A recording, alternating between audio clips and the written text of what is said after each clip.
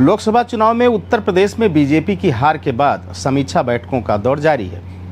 इसी दौरान अब सूत्रों के हवाले से खबर आ रही है कि फैजाबाद लोकसभा सीट पर हार के बाद समीक्षा बैठक में ही एक बीजेपी नेता फैजाबाद जिलाधिकारी से ही भिड़ गए।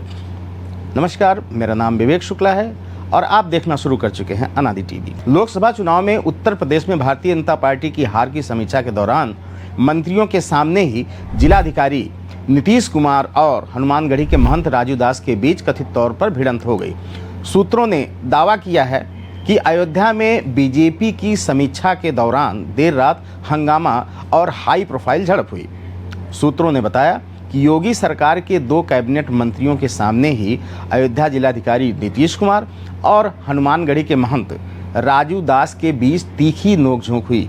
योगी सरकार के कैबिनेट मंत्री सूर्य प्रताप शाही और जयवीर सिंह की मौजूदगी में झड़प हुई है। इस झड़प के बाद राजू दास का गनर उनसे वापस ले लिया गया। सूत्रों के अनुसार राजू दास अयोध्या के प्रभारी मंत्री सूर्य प्रताप शाही से समय लेकर हार पर अपना फीडबैक देने पहुंचे थे।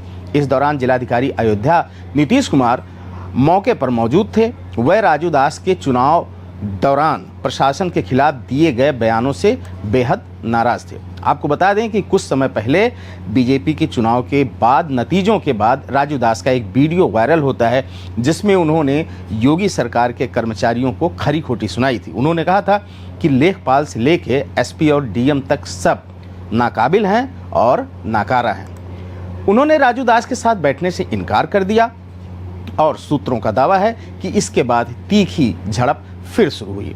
मंत्रियों की मौजूदगी में हुई झड़प के बाद राजू दास के साथ आए गनर को वापस जाने को कहा गया। गनर वापस लिए जाने के बाद राजू दास अपनी हत्या कराने की साजिश का आरोप भी लगा रहे हैं। दावा किया गया है कि यह घटना रात 11 बजे अयोध्या के सरयू गेस्ट हाउस की है।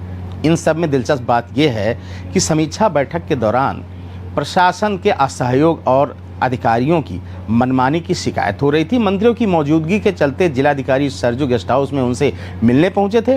वहीं झड़प शुरू हो गई। अधिकारियों से बीजेपी नेताओं की झड़प, उनसे साधु संतों के असंतोष व असहयोग की ये प्रतिक्रिया 2 मंत्रियों के मौजूदगी में हुई।